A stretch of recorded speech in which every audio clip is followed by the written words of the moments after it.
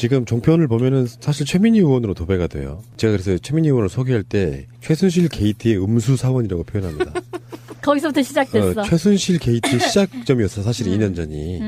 2년도 넘었지. 그때가 2014년 8월인가 그랬으니까요. 근데 그 당시에 굉장히 의문점, 지금 종편도 열심히 보도하고 있어요. 이인이란 묵은 이야기를.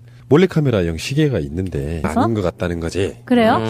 그러니까 그거는 방송에 안 나온 얘기까지 제가 사석에산 얘기까지 제가 까발려 보면 시계가 2개예요. 남녀 하나씩인 거야. 그래서 실제로 그 박근혜 말고 최순실 라인으로 꽂힌 직원들이 되게 많잖아요. 대표적인 게 윤전추고 이런 식으로. 근데 제2부속실은 이제 원래는 영부인용이라고 했고 그 영부인용이 아니라 보니까 뭐 처음에는 대국민 소통창구로 활용하겠다고 하다가 거기에 지금 뭐 한무대기 애들이 지금 모여 있는 상황인 거예요. 윤전추를 비롯해서. 그 제2부속실의 역할 중에 하나는 최순실의 의전을 담당했을 사실상의 영부인 최순실의 역할을 담당했을 그건 맞는데 문제는 이제 종편들이 그 카메라의 용도가 자기들끼리 서로 감시했다. 사실적으로 맞지 않아요. 그 카메라를 사들인 사람은 지시자는 최순실이 맞고요. 그 카메라로 감시해야 될 대상이 누구였느냐 시점으로 보면은 뭐 어떤 상황이냐면은 박근혜 아니야? 정윤회지. 박근혜는 맞는데요. 그러니까 박근혜의 일거수일투족을 그 부속실이라고 하면 박근혜와 밀접하게 이렇게 관련이 있는 사람들이잖아. 일정을 챙기는 사람들이야. 1부속이든 2부속이든. 근데 신비님이 방금 이렇게 언뜻 흘리셨잖아요. 그러니까 최순실이 박근혜와 정윤의 관계를 의심해서 그 카메라로 몰래카메라로 촬영했을 가능성이 없다는 것이. 저도 예전에 얘기했는데 그거 풀었어요. 박근혜를 찾는 남성들이 누군가를 다 파악하고 싶어 했을 겁니다. 정윤회뿐만 아니라. 왜 그러냐면 좀 이제 이게 뭐 선데이 서울 같이 얘기하자고 한 건데 사람의 심리는 누군가에 의해서 목적을 달성하기 위해서는 그 사람이 갖고 있는 약점을 제대로 파악해야 되거든요. 수집을 해야지. 네, 수집을 해야 되는데 제가 볼 때 박근혜 씨는 혼자 그렇게 살 상이 아니에요. 이제 관상을 봐. 아니 그 썬데이 풍기는 서울이니까. 예. 맞아요. 무속인이 그랬어요. 예, 풍기는 암내가라면 그냥 살 사람이 아니거든요. 막장 가는구나. 좋다. 아니 근데 그런 게 있어요. 프로들은 프로끼리 이렇게 느낌이 와요. 자기도 프로로 싹 한 발 얹었어 지금. 어쨌든 근데 그거를 전부 촬영했을 가능성이 매우 높고 그 중에 한 명이 정 씨였을 가능성이 있다. 그래서 이게 이제 마찰이 좀 심하고 과거 꾸준히 의심해왔던 게 이제 확인 사살이었고. 그래서 이혼을 하게 됐다? 네, 저는 그렇게 보고 거기에 이제 여러 가지 재산과 정치적 성향의 차이는 저는 주장하고 있지만 어쨌든 그런 과정이 전반적으로 쥐새끼 한 마리가 들어가는 것까지 다 감시할 수 있는 체제를 최순실이가 갖췄다. 네, 저는 그렇게 보는 거거든요. 그 CCTV를. 저는 뭐. 왜 그러냐면 박근혜 씨 주변에 친했던 분 얘기를 제가 들은 적이 있는데 박근혜 씨가 사실은 우리가 알기보다 남자들 심리를 잘 이용한다는 겁니다. 그러니까 어느 선까지 내가 필요한 남자라면 쭉 땡긴대요. 근데 어느 선까지만 땡긴다는 겁니다. 미치게 만드는 거죠. 그렇게 전반적으로 이제 그런 분위기에서 얘기가 된 거고. 근데 우리는 CCTV를 촬영했다 여기까지만 보통 사람은 생각을 해요. 근데 저는 여기까지 생각이 더 넘어갔어요. 이 CCTV를 촬영해서 최순실이 들어가서 SD 카드를 빼서 GPC에 옮겼을까요? 아니면 그걸 일일이 확인했을까요? 저는 그렇게 보지 않습니다. 이 CCTV는 반드시 네트워크로 연결돼서 최순실이 보고 싶을 때 언제든지 볼 수 있는 시스템으로 갖춰졌을 거다. 그런 얘기가 아닙니다. 반드시 그랬을 거고 왜 그러냐면 이 엄청난 시간들을 최순실이 다 검색했을 수가 없습니다.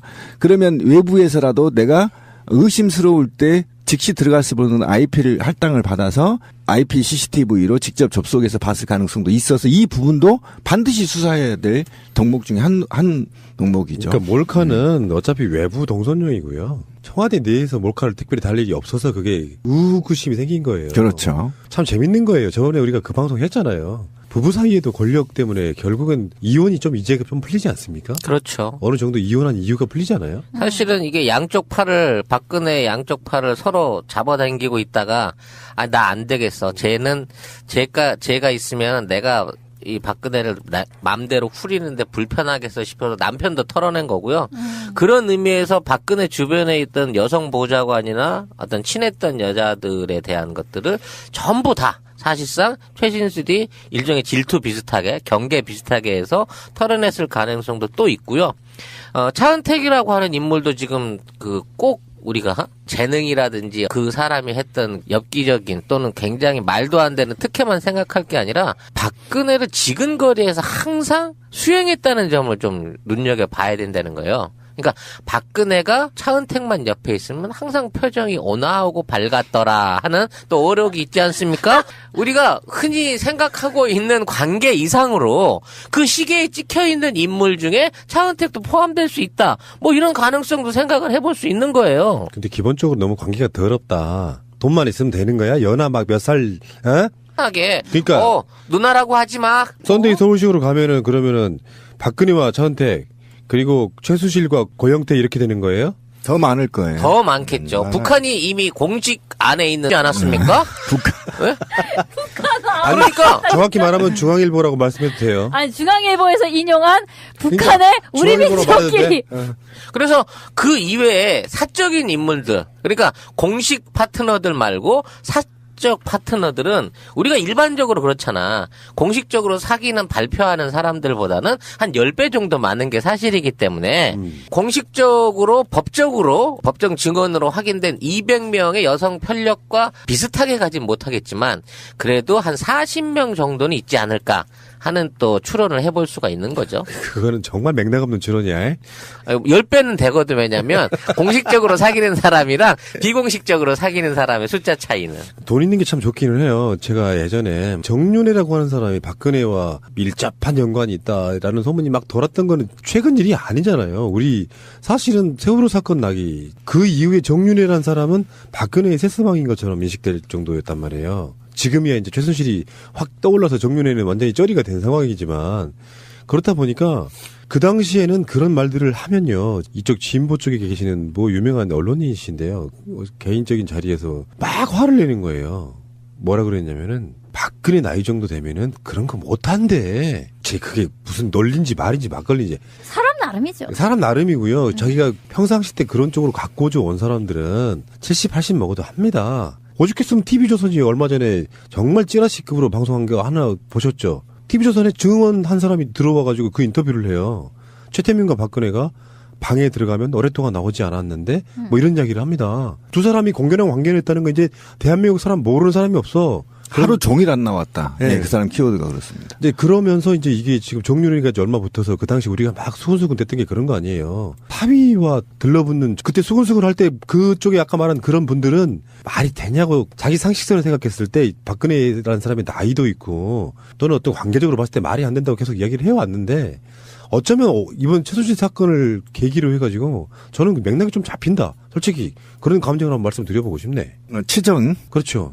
관저가 있어 하는 것 때 우리가 생각하는 것처럼 그게 엄청나 커. 그리고 박근혜 여기서 안 나왔다는 거 아니에요. 그리고 번관이 있어. 번관. 집무실이 있는 거야. 이제 그 증언들을 보면 이런 게 나옵니다. 청와대에 들어오면은 자기 집처럼 굴어서 모두가 귀찮아야 되는 거야. 크고 예, 그렇다고 하는 건데 그 청와대 얘기 나왔으니까 하는 말인데 내 집처럼 들어와서 이게 이제 JTBC에서 밝혀진 거지만 도저히 상상할 수 없는 국가 청와대의 경호 시스템을 붕괴된 상태. 우리가 얘기했던 대로 그대로가 이제 사실이 드러났고 그것도 춘추관 정문을 통해서 들어왔다는 거죠. 들어와서 직무실 전체를 휘젓고 다니면서 여기저기 다 관장했다는 거예요. 통하는 어법도 안 맞는 이런 옷으로 여기저기 해가지고 관여해가지고 실무진들이 정말 돌아버렸다는 겁니다. 지금 그런 증언들이 나오고 지금 이제 가장 우리가 궁금해한 거 자고 갔냐 안 자고 갔냐 이거는 현재까지는 자고 가지는 않은 것 같다. 지금 사실이 증명으로는 지금 자고 가지는 않았다라는 게 지금 나오고 있는데 이제 곧 이후에는 또 밝혀지겠죠. 그러니까 출근하는 공간이에요. 같은 청와대 사무실 네, 그렇죠. 근데 관저로 들어가는 물품이 있고 본관으로 들어가는 물품이 있는데 아까 말씀하신 게 맞아요. 대통령은 자기 집무실에서 잠깐 피곤하고 쉴 때 침대 들여놓고 쉬는 방이 있답니다. 이 패밀리 비즈니스에 대한 근거를 제공할 수 있는 단초가 이게 사실은 장시호인 거예요. 왜냐하면 장시호가 정유라를 승마에 입문시키기도 했지만 본인도 승마를 하면서 특기생으로 연대를 들어갔고 출결을 안 하고도 나중에 백으로 졸업을 했던 그리고 그 방식을 그대로 정유라에게 적용시켜줬지. 적용을 시키고 그 적용시키는 노하우들을 일일이 다 뒤에서 지도했을 가능성이 높아요. 그리고 이 자체를 아예 사업화하기 위해서 아예 그쪽 가문은 승마로 뽕을 뽑은 거지. 막 삼성까지 결탁을 시키고 어마어마한 막 법령을 바꿔가기 시작하면서 이 승마로 뽕을 뽑으려고 한 거야. 그렇게 승마로 한 구자를 최순실네 가게에다 차려주고 얘네는 연예 계하고 동계 스포츠 쪽으로 그렇죠. 또 발을 뽑아가지고 평창? 그 나름대로의 또 새로운 사업을 구상을 한 거지. 뭐 이런 유 안에서 장시호의 역할이 있을 거라고 사람들이 이제 의심을 하다 보니 이 실제 브레인은 이 정시호다. 이런 식으로 이제 사람들이 몰고 갈 수 있는 빌미를 제공하고 있는 거예요. 그래서 부동산 부분에 대한 컨설팅도 주로 이제 장시호가 다 했었다고 하고, 실제 재단을 설립하거나 또는 그 영재 스포츠 관련된 센터에서 자금을 집행하고 운영하는 것 자체를 본인이 다 직접 관리했다고 치면, 자, 이 정도 실무적인 능력이 있고 똘똘한 친구라고 하면 K나 미르 재단도 거의 이 친구의 손길이 닿지 않았을까. 그런 거를 충분히 이제 해볼 수 있는 거고, 제일 중요한 건 이 친구가 지금 문제가 될 수 있는 차은택이라고 하는 친구를 직접 연결해가지고, 고영태뿐만 아니라 이 친구의 입김이 지금의 차은택의 역할을 만들어냈다는 점에서 지금 의외로 수사의 방향으로 어느 정도 실무자로 포인트를 꽂아줘야 될, 나름대로 최순실이 우리가 딱 보기에도 그 정도 머리 좋고 막 재단 운영하고 이런 모든 걸로 것을 할 것 같지 할 것 않단 같지 말이야. 않잖아.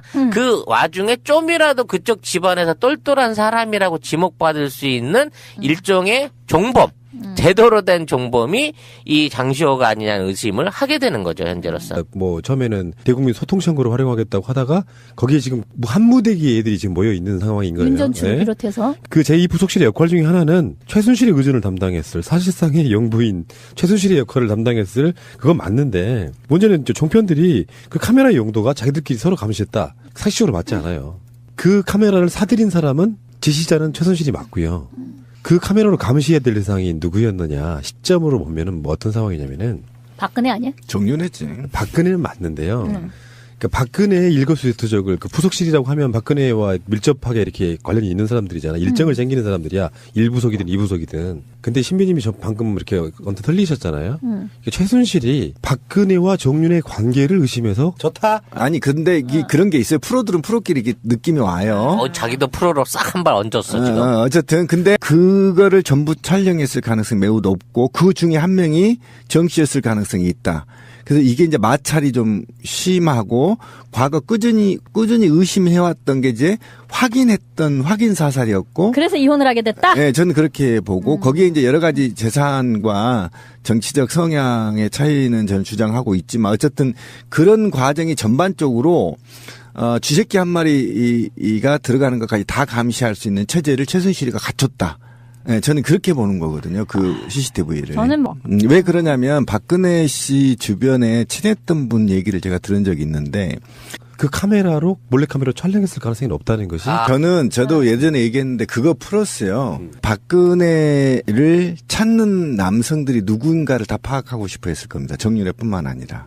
왜 그러냐면 좀 이제 이게 뭐 썬데이 서울 같이 얘기하자고 한 건데 사람의 심리는 누군가에 의해서 목적을 달성하기 위해서는 그 사람이 갖고 있는 약점을 제대로 파악해야 되거든요. 수집을 해야지. 네, 수집을 해야 되는데 제가 볼 때 박근혜 씨는 혼자 그렇게 살 상이 아니에요. 이제 관상을 봐. 아니.